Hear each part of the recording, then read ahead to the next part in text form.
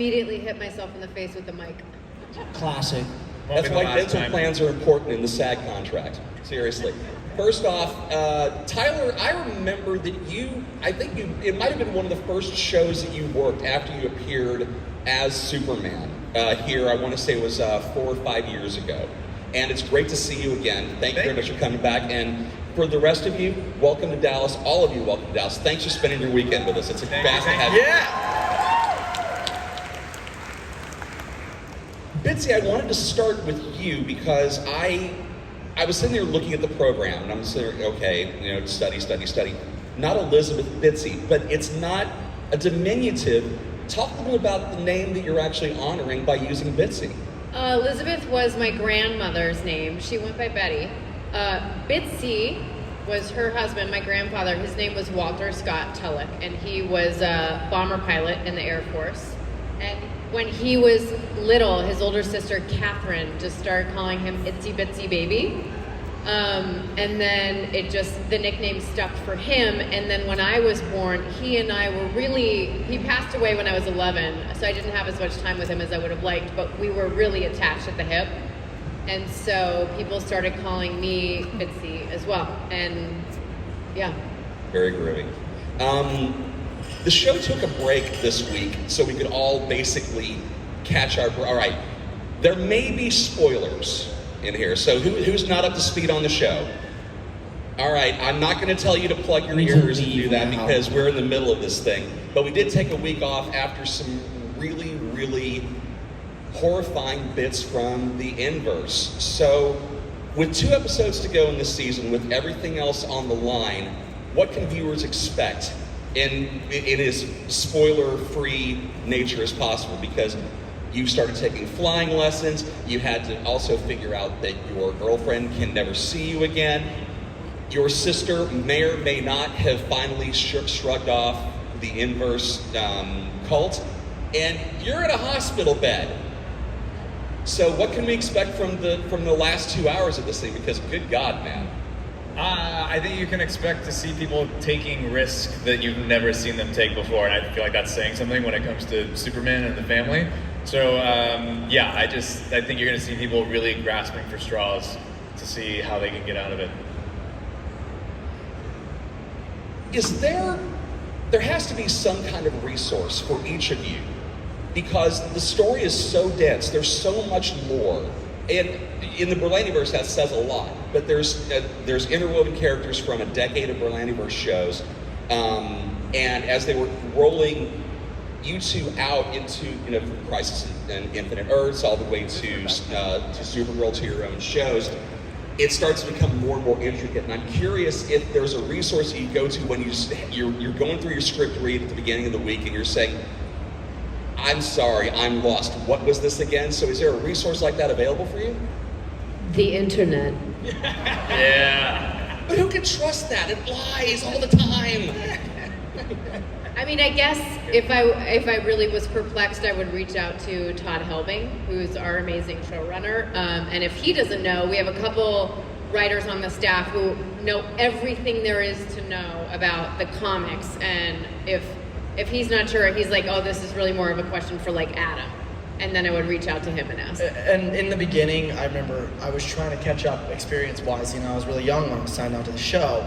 And I wanted to make sure I was doing it right. So I would call up the writers often and make sure that what I was doing was along there. I wasn't along there around, doing the best I can out here, living vicariously. In Dallas, let's hear it for Dallas. DTX, yeah! Jordan, do you ever get pissed that they didn't give your character powers as well? No, people have been coming up all day and they're like, are you gonna get powers? Tell me, like, low key, I won't tell anybody, are you gonna get powers? And I'm like, look, I don't want powers because I think it's gonna be a lot more interesting to explore the narrative of Jonathan not having powers and how he grows up in that way. And I also think that it leaves a lot of room for like a nice storyline with me and Lois. And sort of how her teaching me to cope with that, right? And she has to grow up around this, and she probably feels helpless all the time. And she never feels helpless. Bitsy does not. Bitsy does not ever feel helpless, I would say, or at least she wouldn't admit it.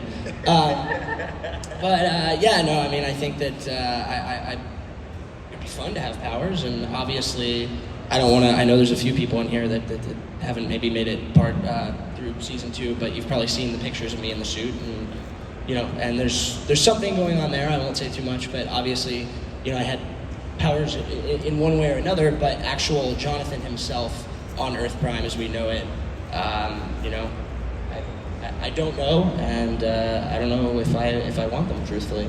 I don't want him to get powers yet. I don't want to be the only one without him. I like having him like,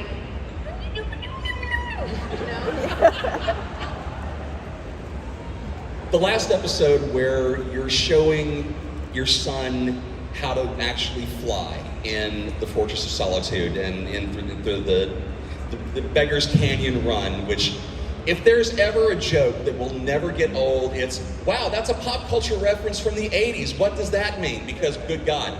But I don't think I've ever seen that much glee on Superman's face than when you were actually watching him fly correctly. Did the directors basically go, just let loose with it, just give it all of it? I specifically remember that because Alex and I were working together the other day.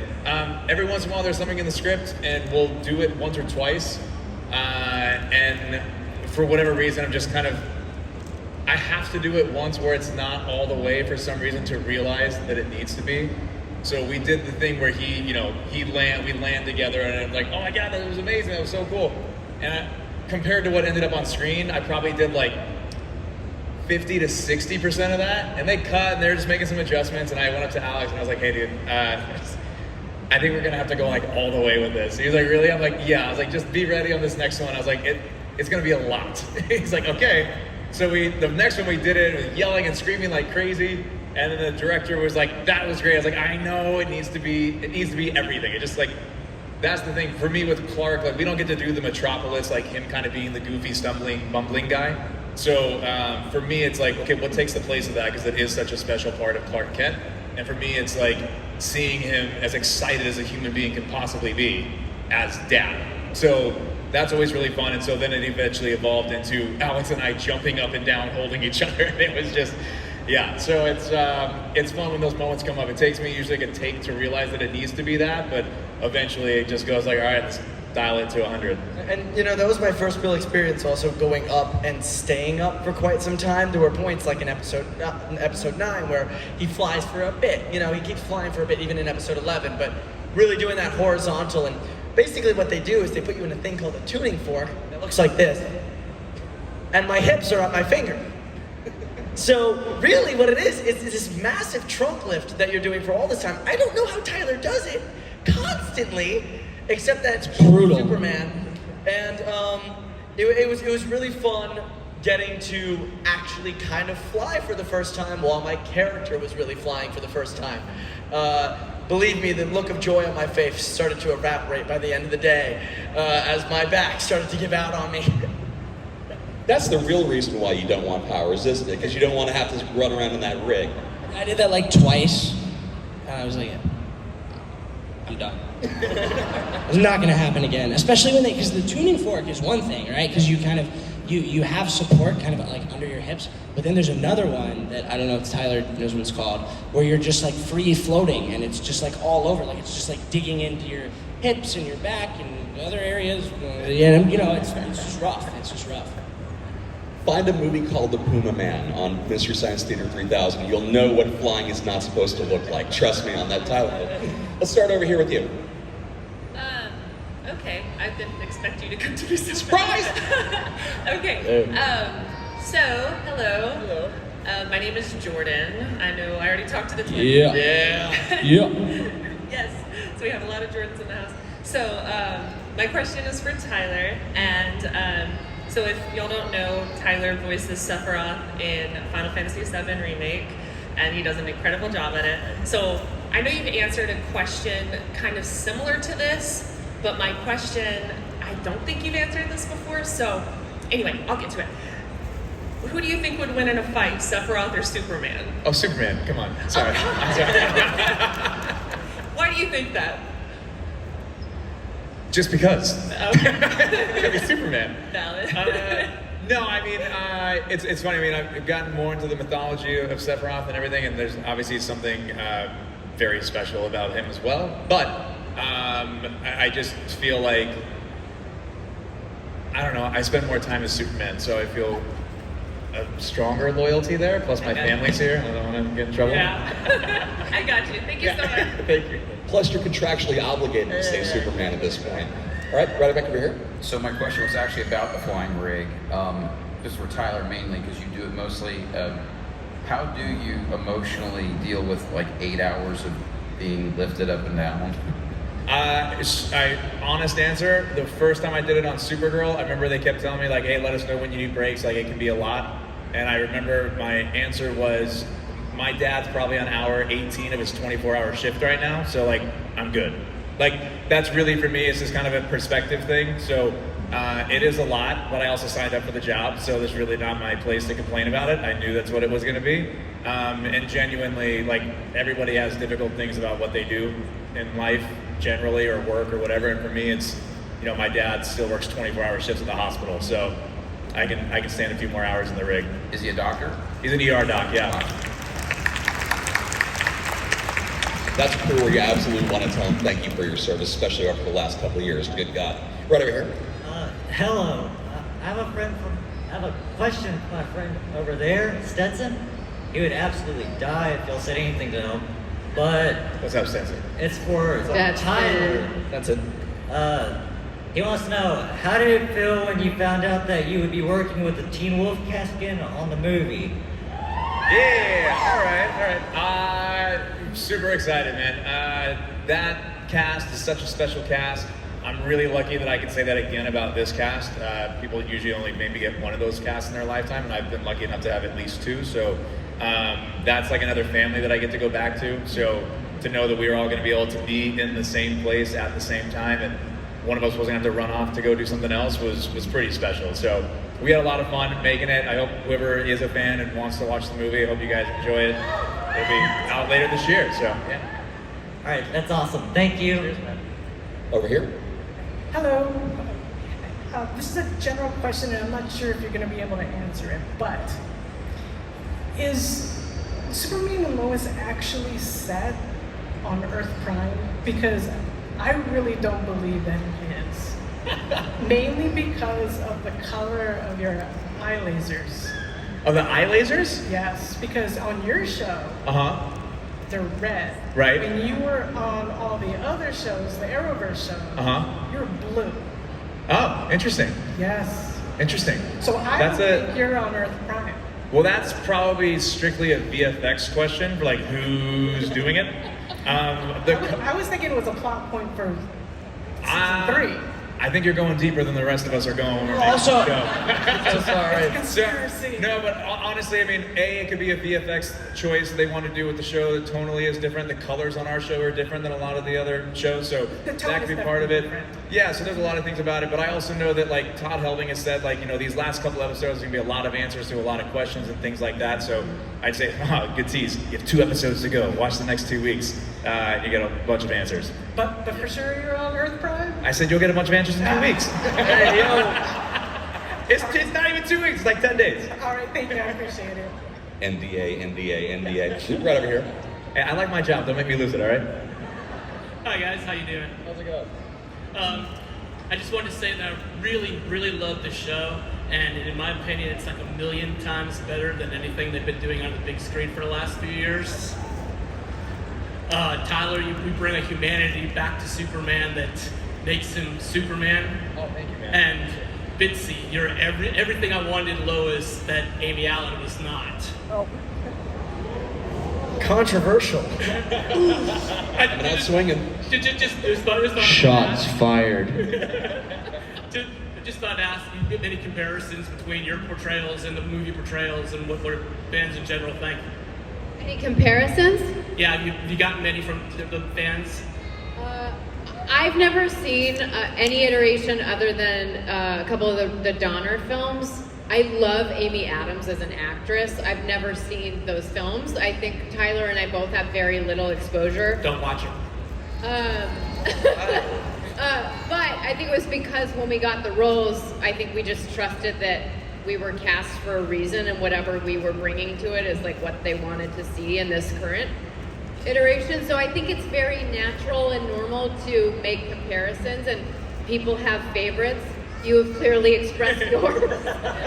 little vague, I'm thinking. Yeah, but yeah, we just hope we're doing.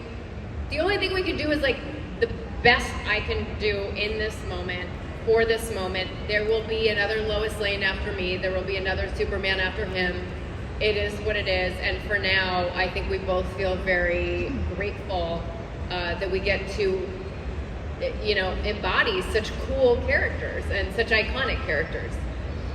Thanks, you're doing a great job. And let's hear it for Bitsy's performance as Lois Lane, making history and doing that. Come on. Gotta tell you, you brought that Margot Kidder sass, and I'm sure that the producers are telling you, don't bring any of the baggage from a previous performance into Superman or Lois. We don't, just so it's clear, we don't get that kind of specific direction. Oh, great. No, this has been something that, I mean, from my very first conversation with Greg Berlanti back in 2015 or 16, whatever that was, to like all of our early talks with Todd Helbing and the show and stuff, everything is very much focused. It's kind of like, for me, it's like a sports thing, like a locker room thing where it's like, we focus on our team, the media talks about all the other teams and everything. It's like, we're just focusing on what our team is doing. Like, it's very much the same. Like, we focus on what we're doing. We don't, like, everybody's gonna have their favorites, like she said. So people are gonna compare, but like, we don't sit there and do that. Like, our time is spent on what are we doing and how do we do that the best that we can to suit this story. And it's really like that simple. Love that. Totally love that. Right over here. Hey, this might be like a bland question, but it's for all of you. What is your like biggest inspiration? What like gets you up out of bed every morning? And what's that driving force for you? Literally, my daughter gets me up out of bed every morning. So I was dating this guy. Actually, the worst guy I ever dated. I'm not gonna say his name. But he R2D2. he said something to me once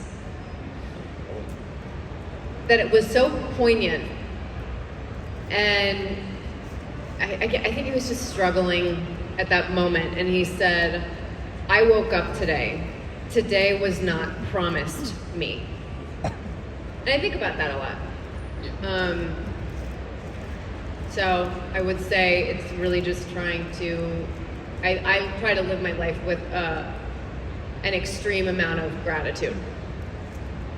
Alex? Me? Yeah. What gets you out of bed every morning? My alarm clock. Not always. Sorry, it only happened once, and I'll never let him live it down. I was late once. This is gonna sound so cheesy, but it's all of you guys.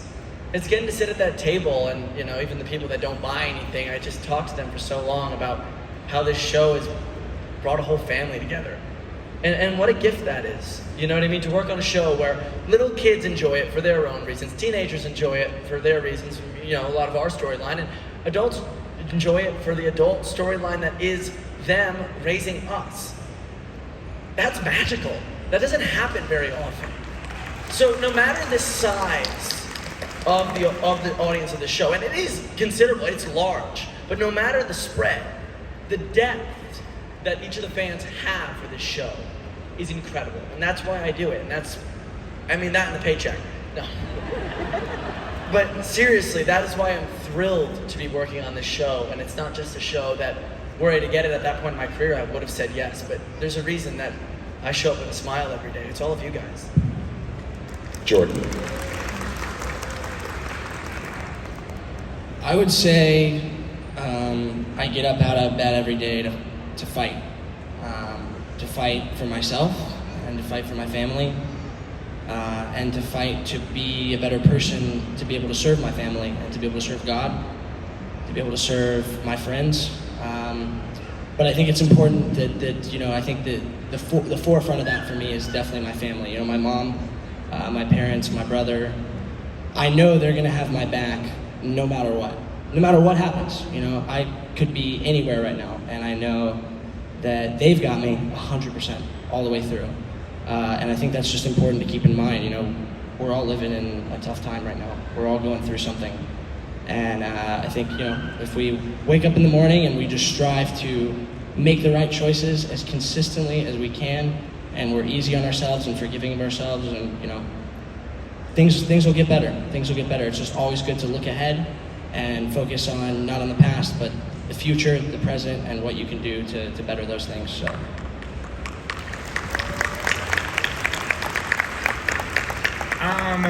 I would say always believing in a better future. I mean, that's a very general one, but I think always thinking that, like, whether it's on a micro scale or a macro scale, that things can get better. It doesn't mean they will, but it does mean that they can. And to that point, I would say probably the idea that every day you wake up, anything can happen. Like, maybe not specifically in your area, but like anything can happen on a given day, and everything can change in one moment. Like, it can be that, it can be for the better or for the worse, but like that potential is there. Like, anything can happen and everything can change. It just takes one moment for that to happen. So for me, it's just this endless curiosity of what is going on and what is happening and what can I do to participate, whether it's big or small. It doesn't matter, it could be meeting one person that day, but big or small, what can I do today that makes this a better place? And that's probably it. All right, thank you. Thank you. See, it wasn't a bland question, my friend. Not at all. Great question. Hello, Super Family. Hello. As a retired teacher, I am always very interested to know if there was a teacher or a mentor or somebody in your life that inspired you to do what you do or be who you are. I always say, outside of my parents and my immediate family, my high school baseball coach is the most influential person in my life, for sure. Just in how I approach things and deal with things and handle adversity and things like that. How I work together in a team aspect, all those things. My high school baseball coach and teammates, hands down. So thank you for what you do, because you guys are heroes. Thank you. There was this must have been my senior year of high school. I was doing very academic, and I was doing a lot of AP classes, and Mr. Floyd, who was this Irish guy, taught my AP, I got BC calculus, which was like an advanced calculus course, and he knew I was really overwhelmed by my workload and all the classes I was taking, and he would meet me there early, sometimes to just help me work on stuff that I couldn't wrap my head around or didn't really have time to, and he did not have to do that. And I think about him often and just how kind he was. And yeah, man, teachers are awesome. Thank you.